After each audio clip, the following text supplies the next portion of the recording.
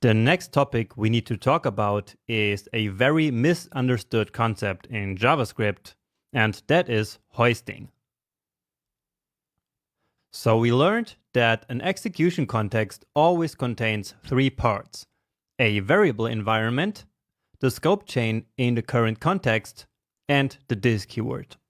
We already learned about the scope chain, and so now it's time to take a closer look at the variable environment, and in particular at how variables are actually created in JavaScript. So in JavaScript, we have a mechanism called hoisting, and hoisting basically makes some types of variables accessible, or let's say usable, in the code before they are actually declared in the code. Now, many people simply define hoisting by saying that variables are magically lifted or moved to the top of their scope. For example, to the top of a function. And that is actually what hoisting looks like on the surface. But behind the scenes, that's in fact not what happens. Instead, behind the scenes, the code is basically scanned for variable declarations before it is executed. So this happens during the so-called creation phase of the execution context that we talked about before. Then, for each variable that is found in the code, a new property is created in the variable environment object. And that's how hoisting really works. Now, hoisting does not work the same for all variable types.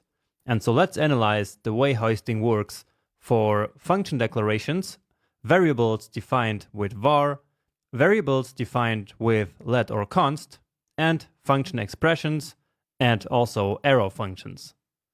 So function declarations are actually hoisted, and the initial value in the variable environment is set to the actual function. So in practice, what this means is that we can use function declarations before they are actually declared in the code. Again, because they are stored in the variable environment object even before the code starts executing. And I actually told you before that function declarations work this way, but now you understand why. It is because of hoisting. And just to make this table a bit more complete, so that it serves as a nice overview for you, I also show here that function declarations are block scoped, as we learned before. Just keep in mind that this is only true for strict mode. So if you're using sloppy mode, which you shouldn't, then functions are function scoped.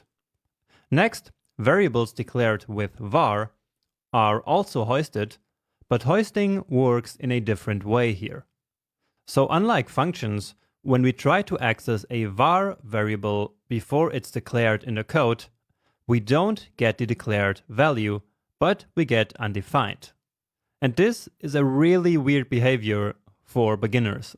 You might expect that you simply get an error when using a variable before declaring it, or to get the actual value, but not to get undefined.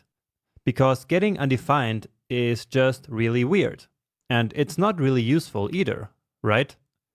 And actually, this behavior is a common source of bugs in JavaScript. So this is one of the main reasons why in modern JavaScript we almost never use var.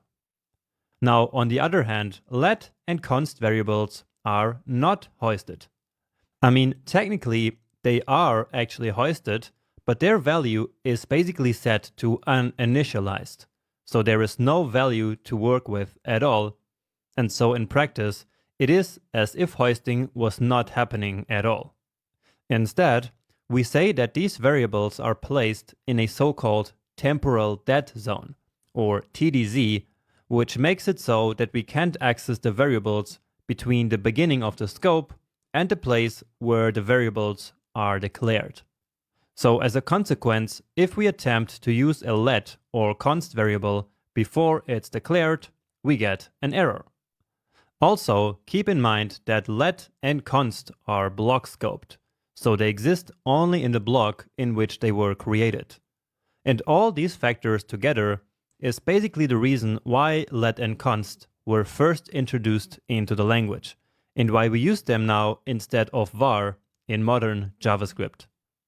Okay, but now what about function expressions and arrow functions?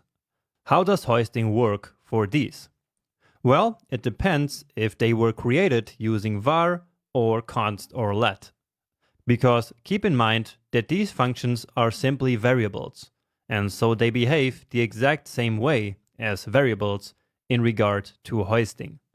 This means that a function expression or arrow function created with var is hoisted to undefined, but if created with let or const, it's not usable before it's declared in the code because of the temporal dead zone. So again, just like normal variables, right? And this is actually the reason why I told you earlier that we cannot use function expressions before we write them in the code, unlike function declarations.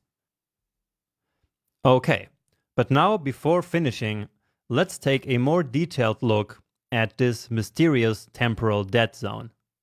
So in this example code, we're gonna look at the job variable. It is a const, so it's scoped only to this if block, and it's gonna be accessible starting from the line where it's defined. Why?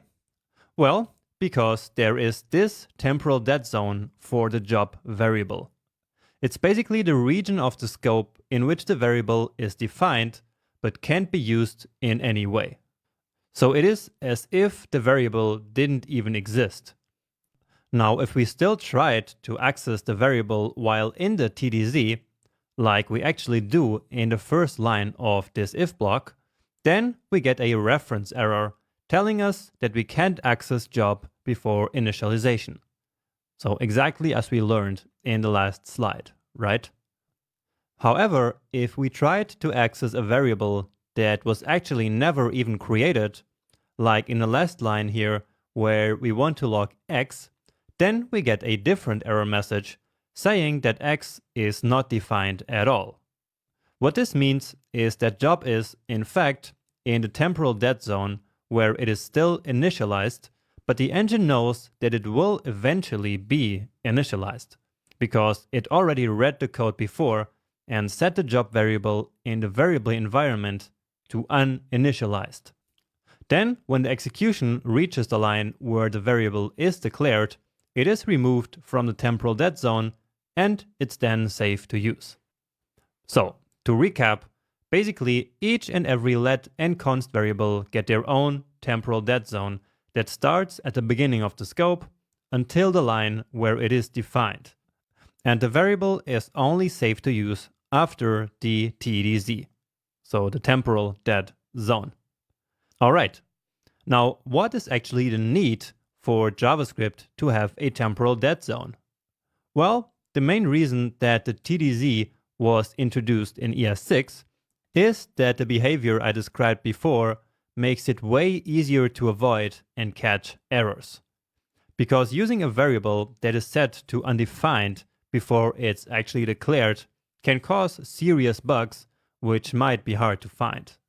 And I will show you a small example in the next lecture. So accessing variables before declaration is bad practice and should be avoided. And the best way to avoid it is by simply getting an error when we attempt to do so. And that's exactly what the temporal dead zone does. A second and smaller reason why the TDZ exists is to make const variables actually work the way they are supposed to. So as you know, we can't reassign const variables, so it would not be possible to set them to undefined first and then assign their real value later.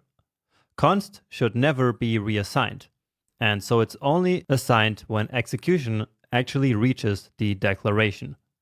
And that makes it impossible to use the variable before. Okay? Make sense?